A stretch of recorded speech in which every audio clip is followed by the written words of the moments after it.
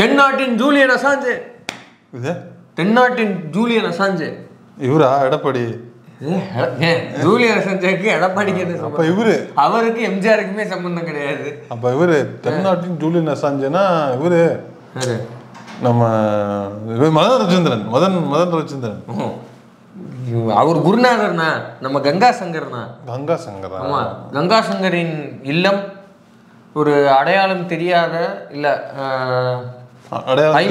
அடையாளம் தெரிந்த, அது எப்படி? சரி, ஓகே, அது வீடியோ கேமரால தான் இருக்காங்களா? ஆமா, அடையாளம் தெரிந்ததானா? அடையாளம் தெரிந்த ஒரு சில பல நபர்களால் வீடு தாக்குதலுக்குள்ளாய் இருக்குது, சூறையாடப்பட்டிருக்குது. அதுக்கு பின்னணி என்ன இருக்குது, எதற்காக தாக்குதலில் ஈடுபடுத்துறாங்க, இதை சுற்றி வந்திருக்கிற கருத்தாக்கங்கள். ரவுடிகளி சவாசம் வச்சிருக்காருப்ல ஏதாவது? ஏன் ரவுடிங்கிறீங்க? இல்லை, ஒரு ஏதாவது வைக்கக்கூடாத சவாசம் வச்சிருக்காப்லையா? ஒரு பழிவாங்கும் படலத்தில் ஈடுபட்டாங்களா யாராவது? அது என்ன, அந்த சிசிடிவி ஃபுட்டேஜஸ்ல இருக்கவங்க யாரு, எதற்காக தாக்கப்பட்டாங்க, இது குறித்து அவரே சில அஃபிடவிட் தாக்கல் பண்ணியிருக்கிறாரு. யாரு? நம்ம கங்கா சங்கரே. யாருக்கும் எதுவும் அடி காயம் ஏதாவது அந்த மாதிரிலாம் எதுவும் கிடையாது. இல்லை. ஆமா, நல்ல விஷயம். இந்த பின்னணிகள்லாம் என்ன அப்படிங்கிற அலசரம் தான் அந்த வீடியோ.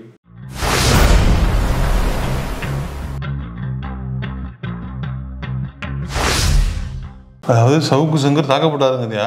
சவுக்கு சங்கர் தாக்கப்படல, சவுக்கு சங்கர் தங்கியிருந்த வீடு தாக்கப்பட்டிருக்குது. என்ன காரணம்? என்னாச்சு? என்ன அவர் அப்படிப்பட்ட ஆளு இல்லையா? ரொம்ப டீசென்டான ஆளாச்சு அவரு. அப்படியா? சவுக்கு சங்கர் ரொம்ப சிரிக்காம சொல்லுங்க பாப்பா. சவுக்கு சங்கர் ரொம்ப டீசென்டான ஆளு. பேண்ட் ஷர்ட் எல்லாம் போட்டுருப்பாப்புல, கண்ணாடி இப்ப வந்து அதெல்லாம் எதுக்குமே வர்றது இல்லையா? அவர் எந்த சேனல்லையும் போய் ஒன்று உட்காந்து இன்ட்ரி கொடுக்கறது இல்ல. இப்ப வந்து ஃபுட் ரிவ்யூக்கு போயிட்டான் ஆளு. உங்க சங்கத்தமே எனக்கு வேணாம், நீங்களாச்சும் உங்க அரசியலாச்சும் விட்டுட்டு போயிட்டு ஐஸ்கிரீம் சாப்பிடுறது, சிக்கன் சாப்பிடுறது, இட்லி சாப்பிடுற அளவுலாம் வீடியோ போட போயிட்டாப்லடா. சோறுலாம் சாப்பிடுறது. Is a decent man, you know. Basically எல்லாம் சோறு சாப்பிடுறாரு. இப்ப இல்ல, சிக்கன் நான் சோறு சாப்பிட்டு பார்க்கல, சிக்கன் சாப்பிட்டு இருந்தாரு, ஐஸ்கிரீம் ஏதோ சாப்பிடுறாரு. Food review ரைட்டாப்ல. உனக்கு புரியுதா?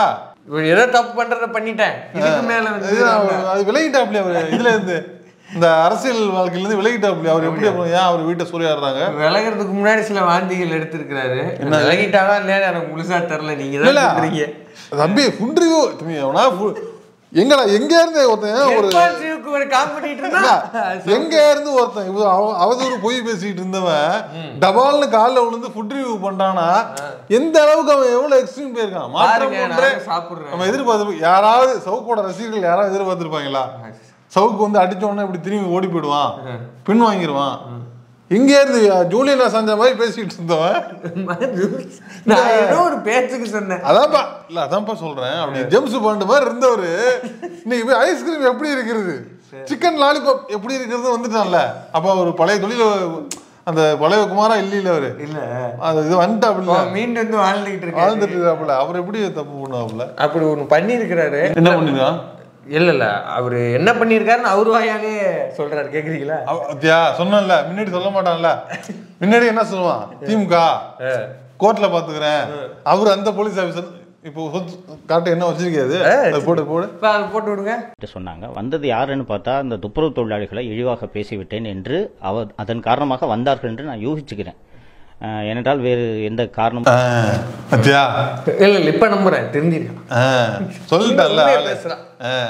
என்னவா துப்புரவு தொழிலாளர்கள் பேசிவிட்டேன் அவர் கேட்கிறாப்ல. அதாவது உங்க வீட்டை அடிச்சு நொறுக்கி இருக்கிறாங்களே, என்ன காரணம், ஏதாவது ஃபீல் பண்றீங்களா அப்படின்னு கேட்டதுக்கு, இல்லை நான் ஒன்றும் பேசலைங்க, என்னன்னு தெரிலங்க, இந்த துப்புரவு தொழிலாளரை பத்தி பேசியிருப்பேன்னு நினைக்கிறேன், தவறா பேசியிருப்பேன். கடைசியா அவங்களதான் இழிவுபடுத்தி பேசுனேன். அப்ப அவங்களா இருக்க வாய்ப்பு இருக்குங்க அப்படின்னு நாங்க சொல்லல.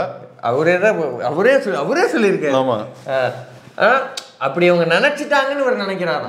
இவர் பேசல, அவர் நினைச்சிட்டு வந்திருக்காங்க. அப்படி நினைச்சிட்டு அந்த இடத்துல உண்மையை பேசிருக்கான் பாரு ஆளு. அப்ப இவன் பேசல இல்லையா? ஏன் விட்டுட்டாப்புல அதெல்லாம்? அப்படியா? என்ன சொல்றான்? அதாவது துப்புரவு தொழிலாளர்கள் வந்து வேலைக்கெல்லாம் போக மாட்டாங்க, குடிச்சிட்டு சும்மா அப்படியே 50,000 காசு கொடுத்தா சும்மா தானே இருப்பாங்க, சும்மா யாருக்கே வேலைக்கு போக தோணுமா, குடிச்சிட்டு இருக்கிறாங்க அப்படின்னு இவன் சொல்றான். யாரு? இருந்தவே மாட்டானடா இவன் சொல்றான். லேட்டா புரியுதா? நான் வேற மூட்ல இருந்தேன். சரி இது விடுங்க. இது வீடியோல சொன்னது, இன்னைக்கு திரும்பி சொல்லியிருக்கான். என்னது கேக்குறீங்களா? அதையும் என்னது அதையும் போட்டு விடுங்க. வந்திருந்தவர்கள் ஆண் பெண் உட்பட அத்தனை பேரும் மதுபோதையில் இருந்தனர். எப்படி பார்த்தாலும் சிக்கிறானப்பா. இது இன்னைக்கு பேசுறது சரி விடுங்க.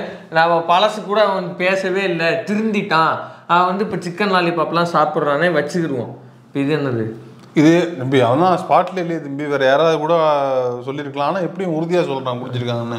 அது எல்லாரும் குடிச்சிருக்காங்க. அவங்க 2 பேரும் குடிச்சிருந்தாதா என் அம்மா சொன்னாங்க, இல்லை என் பக்கத்து வீட்டுக்காரர் சொன்னாரு, இல்லை வந்து அந்த சம்பவத்தை நேரில் பார்த்து இன்னொருத்தர் சொன்ன, அப்படி சொல்லலாம்ல. இவன் எப்படி இவ்வளோ உறுதியாக சொல்கிறான் தெரியல. உறுதினா ஒரு கிரைம் பழக்கம், அவதூறு பேசியே பழக்கம். அதான் ஒரு இன்வெஸ்டிகேஷன் ஆஃபீஸரு அது தெரிஞ்சிருக்குல்ல. பேசி விடுவேன் அப்புறம் ஏதாவது பேசி விடுவேன், பேசாம ஒரு ஃப்ளோவில் வந்தால் போயிடணும். இல்லை அதாவது அப்போ அதாவது ஜோக்ஸ் பாட்டு அவங்க வீட்டுக்கு போயிருக்காங்க எல்லாரும். வீட்டில் போயிட்டு சுமார் எனக்கு அதில் கொஞ்சம் ஏதாவது ஒரு வன்முறையில் ஈடுபட்டிருக்கிறாங்க அப்படின்னு எனக்கு தோணுது. அந்த வன்முறையை தவிர்க்கப்பட்டிருக்கலாம்னு நான் நினைக்கிறேன். உடனே ஆரம்பிச்சிட்டீங்களே திமுக ஆட்சியில் அப்படின்னு உடனே முதல்ல பாருங்க. இது வந்து எளிய மக்களை நோக்கி வந்து அவன் இவ்வளவு பெரிய அவதூறு சொல்லியிருக்கிறான். அது இவனுடைய சொந்த அரசியல் லாபத்துக்காக. இவன் தமிழ்நாடு காங்கிரஸ் கமிட்டியின் தலைவர் மீது ஒரு அவதூறு கட்டுறதுக்காக இப்படி ஒரு மேட்டரை சொல்லியிருக்கிறான். அது உண்மைன்னா நம்ம திரும்பி சொல்கிறது தான். வழக்கு போடுறாச்சா, வழக்கு போடு, புதுவில் ஆதாரத்தோடு எடுத்து வந்து ஏதாவது பேசு, அதை பற்றி ஏதாவது ஒரு சட்ட நடவடிக்கை எடுத்து அதை வந்து அப்படியே விசில் ப்ளோ பண்ணு. அதை பண்ணாமல் பொழுது அன்னைக்கு உக்காந்துக்கிட்டு ஆப்போசிட்டில் அவனை மண்டையாட்டுறவன் வச்சுக்கிட்டு இப்படி செய்யலாம்ல அப்படின்னு அவனும் அதுக்கு ஆமாங்கிறது. ஆமாம்மா குடிச்சிட்டு அவங்க படுத்து கிடப்பாங்க, அவங்களுக்கு என்ன வந்துச்சு அப்படிங்கிறான். அவன் அட்ரஸ் கிடைக்கல போட்டுருக்கு. அப்படி இல்லை எளிய மக்களை நோக்கி எளிய மக்களை நோக்கி இவங்க வந்து அவதூறு பேசிட்டே இருக்கிறாங்க. அவங்க வந்து தன்னடிச்சா அவங்க வராங்க. ஓகேவா? இப்ப இதுக்கும் போய் இந்த ஆட்சியில் இப்படிதான் நடக்குது. இவன் எதுக்கு வாங்கி இருக்கிறான்? ஒரு நிமிஷம், நான் அந்த நோக்கில் சொல்ல, இது பாசி திமுக பாசி அதிமுகங்கிற அடிப்படையில் நான் பேசல. பொதுவாகவே பேசிட்டேன் பாருங்க. இல்லை பொதுவாகவே இப்படிப்பட்ட வன்முறை இது வந்து என்ன சொல்ற, நீ சொல்ற மாதிரி அவங்களுக்கும் ஒரு ரத்த கொதிப்பு இருந்திருக்கலாம். ஏன்னா உழைக்கிற மக்களை போய் குடிக்கிட்டு பேசுறாங்க. ஒட்டுமொத்தமா எளிய மக்களை எல்லாரையும் புறந்தள்ளிட்டு அவங்கள வந்து இழிவா பேசுறது வந்து அவன் எப்பவுமே வாடிக்கையா வச்சிருக்கான். அவன் பையன் இது வந்து இது பலமுறை நடந்திருக்கு. இதுதான் முறை. நான் என்ன சொல்ல வரேன் தெரியுமா, நான் என்ன சொல்ல வரேன்னா, அவன் தப்பு பண்ணிருக்கானா அவனை வந்து பேசலாம், நம்ம மறைச்சு போராட்டம் எல்லாம் என்னதான் பண்ணலாம். வீட்டுக்கு போயிட்டு அவங்க வீட்டுல அம்மா இருக்காங்க, அவங்க அம்மா இருக்கிறாங்க, வேற யாராவது இருப்பாங்க, அது வந்து கொஞ்சம் ஒரு பயங்கரமான ஒரு நீங்க ஃபீல் பண்றீங்க. பேச்சு எப்படி நாடுதுன்னு இப்படிதான் நாடுதுன்னு காட்டிருக்காங்க போல் இருக்கு. தெரியல, எனக்கு தெரியல. இல்ல ஒருவேளை அப்படி காட்டிருக்காங்கன்னு நினைக்கிறேன், எனக்கு தெரியல. இல்ல இதுல இன்னொரு மேட்டர் இருக்குது. இவன் இது வந்து ஃபர்ஸ்ட் டைம் பண்ணல. நீங்க சொன்ன மாதிரி இப்போ ஏற்கனவே வந்து நம்ம நீதியரசர் ஜி.ஆர். சுவாமிநாதன் அவர்கள் வந்து இவன் மேலே சோமோட்டோ ஒரு வழக்கு எடுத்தார், ஞாபகம் இருக்கா? பெண் ஓஏக்களை பற்றி, யாரு நீதிபதிகள் பணிபுரிகிற பெண் ஓஏக்களை பற்றி என்ன சொன்னான்னா இதே டோன் தான். அவன் டோன் மாறவே இல்லை. பாருங்க, இன்னைக்கு துப்புரவு பணியாளர்களை நோக்கி அவங்க வேலைக்கே போறதில்ல. அவங்க வந்து ஒரு வண்டி பிடிச்சி கொடுப்பாங்க, அதுக்கு 50,000 ரூபா மாசம் வந்துடும். அதனால குடிச்சிட்டு அவங்க படுத்திருப்பாங்க. யாராவது வந்து கேட்டாம வண்டி என்னதுதான் அப்படின்னு சொல்றாங்க. அவங்க குடிச்சிட்டு படுத்து கிடக்குறாங்க, நீ போய் வேலை செய்யறியா? அவங்க குடிச்சிட்டு படுத்து கிடக்குறாங்க. குடிக்கிறத பத்திலாம் யாரு பேச இல்லப்பா, அவங்க குடிச்சிட்டு படுத்து கிடக்குறாங்க. இப்ப சென்னை சிட்டி ஃபுல்லா, தமிழ்நாடு சிட்டி ஃபுல்லா நீ தான் சுத்தம் பண்றியா? நீ தான் குப்பை எடுக்கிறியா? இவன் நாத்து தள்ளுறதுக்குன்னு வந்து இன்னும் ஃப்ரெண்ட்ஸ் போய் அவனா எடுக்கிறானா? யாரா எடுக்கிறா? குடிச்சிட்டு எடுத்தாலும் இல்ல யார் எடுக்கிறா? குடிக்காம எடுத்தாலும் யார் எடுக்கிறா? அதான் சொல்றேன், இவன் வாய் நாத்தத்தை கிளீன் பண்றதுக்கே இன்னும் எத்தனை லாரி தேவைப்படுதுன்னு தெரியல. இவன் வந்து துப்புரவு தொழிலாளர்களை பத்தி பேசுறான். இதுல யோசிச்சு பாருங்க, இதே டோனு அப்படியே பெண் ஓயக்களை பத்தி அவன் சொன்னான். நீதிபதிகளிடம் வந்து அட்ஜஸ்ட்மெண்ட் பண்ணிக்கிட்டு இது பண்ணிக்கிறாங்க, அவங்களுக்கு என்ன வலிக்கவே போகுது, அவங்க அப்படியே அட்ஜஸ்ட்மெண்ட்ல இருந்தா கிடைக்கும்னு இப்படி சொன்னான். அதை இந்த ஸ்டேட்மெண்ட்டை கேட்டோன்னா தான் நீதியரசர் ஜி.ஆர். சுவாமிநாதன் அவர் வந்து சோமோட்டோவா கூப்பிட்டு, அது எப்படியா இருக்க, நீ கொஞ்சம் வந்துட்டு போன்னு கூப்பிட்டாரு.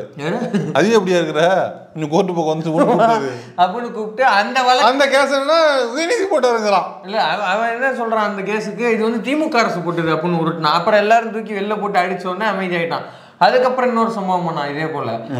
இவங்க பெண் காவலர்களை குறித்து ஒரு குறிப்பிட்ட காவல் அதிகாரியை வந்து இவன் வந்து அவங்களோட ப்ரமோஷனுக்கு வந்து அந்த ஆபீசரை அட்டாக் பண்றேன் அப்படின்ற பேர்ல அந்த அதிகாரிக்கு கீழே இருக்கிற சப்பார்டினேட்ஸ் எல்லாரும் அவங்க வந்து லவ் பண்றாங்க. எதுக்கு லவ் பண்றாங்கன்னா, அவரோட அட்ஜஸ்ட்மெண்ட்ல போனா ப்ரமோஷன் கிடைக்குங்கிறதுனால. ஒரு குறிப்பிட்ட அதிகாரியை வந்து இவன் இழிவுபடுத்தினா அவதூறு கட்டுறேங்கிற பேர்ல ஒரு கிரேடு ஆபீசர்ஸே இழிவுபடுத்துறான். போராதுக்கு அங்க இருக்கிற எல்லா பெண் அதிகாரிகளையும் இழிவுபடுத்துறான். இப்ப இந்த வீடியோ பார்த்துட்டு பாக்குறவங்க வீட்டுல பணிபுரியறவங்க அந்த ஆபீசரோட அசோசியேட்டா இருப்பாங்க இல்லையா, ஒர்க் பண்றவங்களா இருந்தா அவங்க என்ன நினைப்பாங்க? இவரா அறிய வேண்டாமா இப்படி பேசிட்டு இருந்தான். என்ன கேக்குறேன், இது அதிகாரிகளையோ இவங்களையும் மட்டும் கிடையாது, இன்னும் வந்து ஒரு படி கீழே இறங்கி முக்குளத்தோர் சமுதாய இளைஞர்கள் நோக்கி ஆமா இல்லையா, முக்குளத்தோர் அந்த பசங்க முழுக்க சமுதாய இளைஞர்கள் வந்து ரவுடிகள், அவங்க வந்து குடிச்சிட்டு இருப்பாங்க. ஒரு வந்து கேஸ் மட்டும் போட்டாங்க கோயம்புத்தூர்ல இருந்து யாரோ ஒரு வழக்கு பதிவு, எனக்கு சரியான ஞாபகம் இல்லை. ஆனா இவன் இப்படிதான் பேசினான். அதுக்கு வந்து அந்த சமயத்திலே பலரும் வந்து கண்டனம் தெரிவிச்சிருந்தாங்க. ஒரு வாடிக்கையே வச்சிருக்கான் இவன், ஹேபிச்சுவல் அஃபெண்டர் இவன். இதை தொடர்ந்து செஞ்சுக்கிட்டே இல்ல அதான் பிசினஸ், அதான் அந்த வியாபாரம் பிசினஸ். இப்ப ஆனா யோசிச்சு பாருங்க, துப்புரவு தொழிலாளர்கள் வந்து சரக்கு போட்டு படுத்துக்குவாங்க, அவங்களுக்கு என்ன இது அப்படின்னு அவன் கேட்குறான், அவங்களுக்கு என்ன கஷ்டம் இது அப்படின்னு கேட்குறான். இவனை கடைசி அரெஸ்ட் பண்ணி ஒரு தமிழ்நாட்டு ட்ரிப்பு கூப்பிட்டு போனாங்கல்ல, எங்க வச்சு அரெஸ்ட் பண்ணாங்க, என்ன ரேஞ்சில் இவனை அரெஸ்ட் பண்ணாங்க? தேனி தானே, தேனியில் இலை விளையும் இடமா, இலை விளையும் இடத்துல இலை பரிமாற்றம் பண்ணும்போது மாட்டினானா இல்லையா, கையில எவ்வளவு கிலோல வந்து 1 கிலோ 1.5 கிலோவா எவ்வளவு கிலோல இலை இருந்ததுங்கிறத நான் உங்க கையிலேயே விட்டுடுறேன். அது மட்டும் கிடையாது, அது வந்து ரோல் பண்றதுக்கு ஃபாரின்ல இருந்து இம்போர்ட் பண்ண ஷீட் தான். அது வந்து ஏதோ ஒன்று பண்ணுவாங்கலாம், ரோல் பண்றதுல ஏதோ இருக்கு போல் இருக்கு. அதுல உள்ளூர் அந்த பேப்பர்லாம் பண்ண மாட்டாராம், ஃபாரின் பேப்பர் தான் வேணுமா, அதை இம்போர்ட் பண்ணி வச்சிருந்தான் அப்படிங்கிறதுலாம் அப்ப கைதானப்ப வந்த தகவல்கள். இவன் சொல்றான் உழைக்கிற மக்களை நோக்கி இவங்க வந்து குடிச்சிட்டு படுத்து கிடப்பாங்க அப்படின்னு. இதவன் வாடிக்கையா செஞ்சுக்கிட்டு இல்ல. இன்னொன்னு செய்றான், இன்னொன்னு இல்ல, பெண்களுக்கு எதிரா எல்லாத்தையுமே என்ன பண்றான் தெரியுமா, அதாவது எளிய மக்களை, இவங்களாம் எளிய அதிகாரத்துல எளிய லெவல்ல உள்ளவங்க, அவங்கள மட்டும் சீக்கிரமா அட்டாக் பண்ணிடுறது, ஈஸியா அட்டாக் பண்ணிடுறது. நீங்க பேசுனீங்க பெண் ஓய வீட்டுல வேலை பாக்குற பெண்கள் ஆடலி போலீஸுங்களே, ஜட்ஜு மொத்தமா சொல்லணும். நீனு ஜட்ஜு மொத்தமா நீ பேசுவியா அப்படியே? இல்ல போலீஸ்காரங்க இல்ல போலீஸ் டிபார்ட்மெண்ட் அப்படி இருக்குன்னு பேசுறியா? எப்பவுமே பேச மாட்டாங்க. நல்லா கவனிச்சு பாருங்களேன், ஸ்டெர்லைட்டை 13 பேர் சுட்டப்ப இந்த பட்வைசரோட உட்காந்து என்ன பேசினா, இல்ல இல்ல இல்ல அதிக கேவலம். அது வந்து அந்த ட்ரம்ல தான் சுடுவாங்களா, டம். அதிகாரத்தின் பக்கம் நின்று எளிய மக்களை இழிவாக பேசுவதையே வாடிக்கையா வச்சிருக்காங்க. ராம்குமார் இறங்குவாங்க, அவனோட கொலை பத்தி என்ன பேசினா, இல்ல எனக்கு தெரியும் அவன் வந்து கம்பியை கடிச்சுதான் செத்து போனான். கடைசியில வந்து ரிப்போர்ட் என்னன்னு வந்துச்சு இல்லையா. அப்போ தொடர்ந்து அதிகாரத்து பக்கம் தான் நின்று பேசுறான். இது மட்டும் கிடையாது, கள்ளக்குறிச்சியில அந்த கள்ளக்குறிச்சியில தான் சிறுமி வந்து பள்ளிக்கூடத்துல இறந்து போறாங்க. இறந்து போனதுக்கு இவன் என்ன பேசினா, கழுத்து வர கடன். எப்படி கழுத்து வர யாருக்கு? அந்த பள்ளி நிர்வாகத்துக்கு அந்த பாப்பாவோட அம்மாவுக்கான நினைச்சேன். அதை இன்னைக்கு பேச அந்த ஆர்எஸ்எஸ் ஓனருக்கு, அந்த ஆர்எஸ் காரர் கழுத்து வர, அதாவது பாதிக்கப்பட்டவன் ஆர்எஸ்எஸ் காரனா அதிகாரத்துல இருக்கவன் தான். மாதேஷ் அவங்க ரொம்ப டென்ஷன், பாவம் மாதேஷ், அவங்க ரொம்ப கடன். மாதேஷ் போய் ஸ்கூல் வச்சிருக்காங்க, ஒரு 2000 பேர் படிச்சிருக்காங்க, ஸ்கூல் வச்சிருக்காங்க. 2000 பேர் படிக்கிற ஸ்கூல், சின்ன ஸ்கூலடா, கழுத்து வரைக்கும் கடை, கழுத்து வர கடை. எப்படி கழுத்து வர? அதான் சொல்ற, பாதிக்கப்பட்டவன் ஆர்எஸ்எஸ் காரத்திலயும் அதிகாரத்திலயும் இருக்கிறான்னா தலைவர் அங்கதான் அவங்க தான்டா இவன்ட்ட பிசினஸ் பேசுறாங்க. உனக்கு புரியுதா? அவங்க முழுக்க இவன்ட்ட வந்து பிசினஸ் பேசுறாங்க. இன்னைக்கு பேசும்போது அவன் என்ன சொல்றான், தாக்க வந்த நபர்கள்ல ஆண்களும் பெண்களும் வந்து வலுபோதையில இருந்தாங்க, குடிச்சிருந்தாங்கன்னு அழுத்தமா சொல்றான். இன்னைக்கு வரைக்கும் அதான் பண்றான். இதுல குறிப்பா வந்து இன்னொரு விஷயமும் பார்க்கணும், இவன் முழுக்க ஒடுக்கப்பட்ட மக்களுக்கு எதிராகவே விஷயத்த பண்ணிக்கிட்டு இருக்கான். அது வந்து குறிப்பிட்டு பார்த்தீங்கன்னா தெரியும். இப்போ துப்புரவு பணியாளர்கள்ல இவன் இப்படி வந்து அவ்வளோ அசால்ட்டாக பேசுகிறானே, எவ்வளவு ஒடுக்கப்பட்ட தலித் மக்கள் அதில் இருக்கிறாங்க. அப்போ அவங்க அந்த மக்களை என்னவா கன்சிடர் பண்ணுறான். இது மட்டும் கிடையாது, தலைவர் திருமாவை நோக்கி வந்து ஒரு கட்டுரை எழுதான், ஞாபகம் இருக்கு உங்களுக்கு? நம்மளே பேசியிருக்கிறோம் அதை. எப்போ தலைவர் திருமா அவர்கள் வந்து தலித் மக்களையும் தமிழர்களையும் அவர் வந்து அதிகாரத்தில் உட்காரணுங்கிறதுக்காகவும் அவருக்கு வந்து பணம் வேணுங்கிறதுக்காகவும் திமுகவிடம் பணம் பெற்றுக்கொண்டு வியாபாரம் செய்து விட்டார். தலித்துகளையும் தமிழர்களையும் அல்ற செல்ற பேசலாம் அவர் ஞாபகம் வச்சுக்க மாட்டாரு, அவர் எடுத்துக்க மாட்டாரு, அவரு தலைவர் அதெல்லாம் எடுத்துக்க மாட்டாருங்கிறது. ஆனா ஆனா இந்த ஜந்து என்னன்னு எழுதியிருக்கு. அப்ப இவன் வந்து ஒடுக்கப்பட்ட மக்கள் மீது அதற்கு உழைக்கிறவர்கள் மீது இவன் என்ன மாதிரியான மதிப்பு வச்சிருக்கா, என்ன மாதிரியான மரியாதை வச்சிருக்கா? அதாவது அவன் அந்த திமுக கூட்டணியில இருந்து திருமாவளவனை பிரிக்கணுங்கிற ஒரு ப்ராஜெக்ட் போச்சுல, அந்த ப்ராஜெக்ட் சீஃப் புரோக்கர் வந்து அந்த ப்ராஜெக்ட் இவனுக்கும் போயிருக்குது. அதனால அவன் எழுதியிருப்பான். இதுதான் வந்து அவன் தொடர்ந்து இது பண்ணக்கூடிய விஷயம். நம்ம முன்னாடியே சொன்ன மாதிரி எளிய மக்களை வந்து டார்கெட் பண்ணி அவங்களை இழிவுபடுத்தி பேசுறது வந்து தொடர் வழக்கமாக. அது இயல்பா வரும் அவருக்கு. அது தண்ணி இயல்பா இருக்கு. அது காசெல்லாம் கொடுக்க வேணாம், அது இயல்பா வரும். அடுத்தவன எளிய மக்களை நொட்டம் சொல்றது இயல்பா வருது அவருக்கு. அதான் நம்ம இது எல்லாத்தையும் மன்னிச்சிருவேன். குடிச்சிட்டு இப்படி பண்ணாங்கன்னு குடிக்கிறத பத்தி யாரு பத்தி இருக்குது? அவர் குடிக்க மாட்டாரு விட்டாரு. ஆமாம்மா கேள்விப்பட்டேன். அடுத்த தம்பி அவர் குடிக்கிறது இல்ல. அப்படியா? அவரு குடிக்கிறது இல்ல தம்பி, குடிக்கிறது இல்ல. அது தெரியும். அவரு குடிக்கிறது கிடையாது. தெரியல, தெரியுது. குடிக்க போறாப்ல. இப்ப இந்த சம்பவம் குறித்து சில ஸ்டேட்மெண்ட்டுகள் வந்து இருக்குது. என்னது?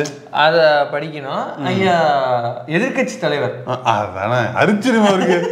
அவர் ரொம்ப இதாயிடுவேன். உடம்பெல்லாம் இருக்கு. அதாவது தமிழருக்கும் தமிழ்நாட்டு மக்களுக்கும் தமிழ்நாட்டுக்கும் ஒரு பிரச்சனைனா கூட ஐயா அமைதியா இருப்பாரு. அதெல்லாம் அறிஞர்கள்ட்ட கேட்டுதாங்க சொல்லணும் அப்படின்னு ஊத்தாப்பத்தை கூட இல்ல. எனக்கு அதெல்லாம் பிரச்சனை இல்லை, இதெல்லாம் இருக்கட்டும். அவர் வந்து அறிக்கை விட்டுருக்காரு அப்படிதானே. நான் என்ன கேக்குறேன், இந்த பிரச்சனையில சவுக்கு சங்கரை வந்து நம்ம போட்டு வாங்குறோம், இதை திட்டுறோம், விமர்சனம் பண்றோம். அந்த அம்மா என்னடா பண்ணிச்சு? யாரு? சவுக்கு சங்கரை கேக்குற உன்னை பெத்ததுக்கு அவங்களா அந்த அம்மாவை போட்டு பாடாப்படுத்து அவங்க இடையில மாட்டிக்கிட்டு எனக்கு ஆக்சுவலா சங்கடமா தான் இருக்குது. ஆமா, ஏன்னா அவங்க போய் சொல்லிட்டு அவங்க போய் நின்னுட்டு எல்லாத்தையும் நீ பண்ற வேலைக்கு நீ பண்ற இந்த வேலைக்கு அவங்க என்ன பண்ணிட்டு இருப்பாங்க பாவம். அவங்க சரி விடுங்க, அதான் விடு, என்ன பண்ணி தொலைக்கிறது.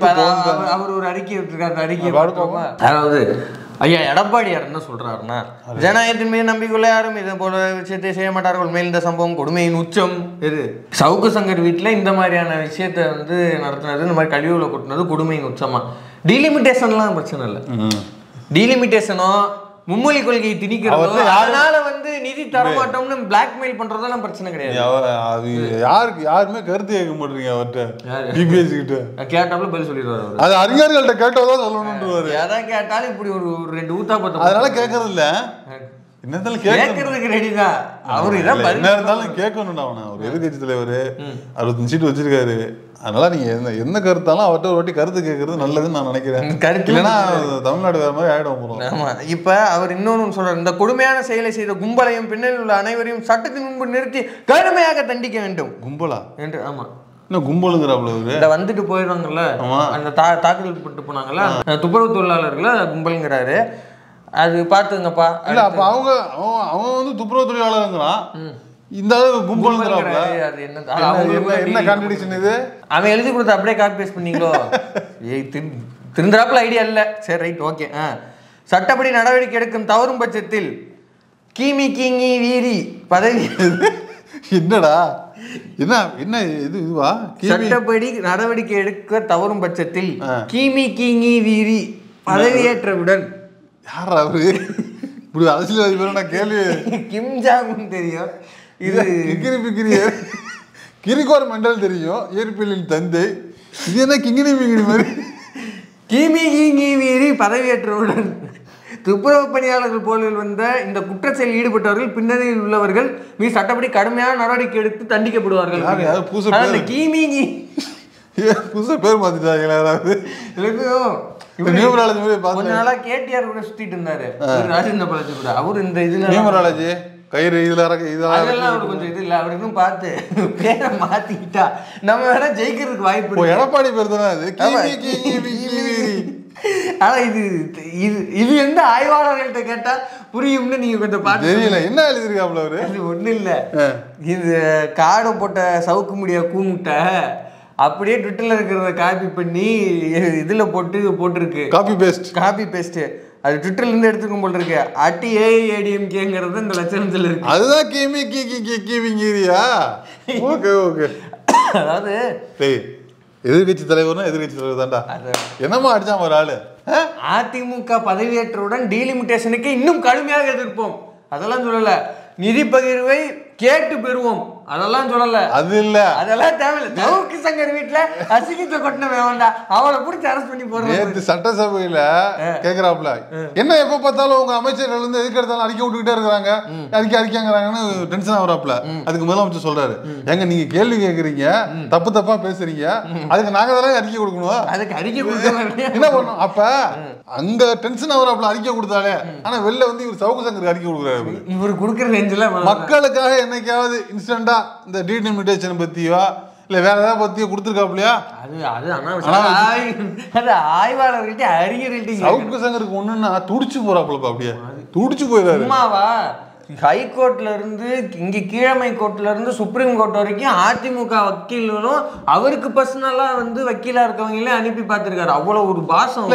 இவ்வளவு இப்படி ஒரு ஹேபிச்சுவல் ஆஃபெண்டர், இப்படி ஒரு ஊரே வச்சு சுத்துறீங்களே, பார்த்து ஒரு அக்யூஸ்ட வந்து ஆதரிக்கிறது தான் அதிமுகவோட நிலைப்பாடா?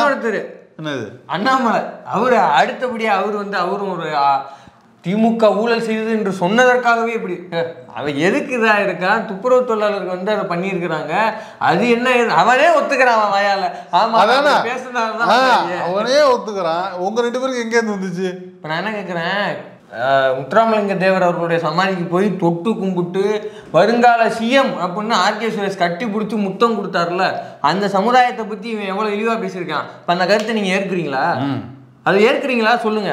இல்ல பெண் ஓஏக்கள் பத்தியும் பெண் காவல்துறை பத்தி, நீங்க வந்து ஒரு முன்னாள் காவல்துறை அதிகாரியா இல்லையா, காவல்துறையினரை பத்தி அவன் என்ன பேசுறான், புது இல்லாம எப்படி பேசிட்டு இருக்கான், பெண்களை குறித்து, தலித் மக்களை குறித்து, பிற்படுத்தப்பட்ட மக்கள் குறித்து, ஒடுக்கப்பட்ட மக்கள் குறித்து அவன் எப்படி பேசிட்டு இருக்கான். அப்ப இந்த கருத்து எல்லாத்தையும் அதிமுக ஆதரிக்குது. அது வந்து முன்னாடியே தெரியும்.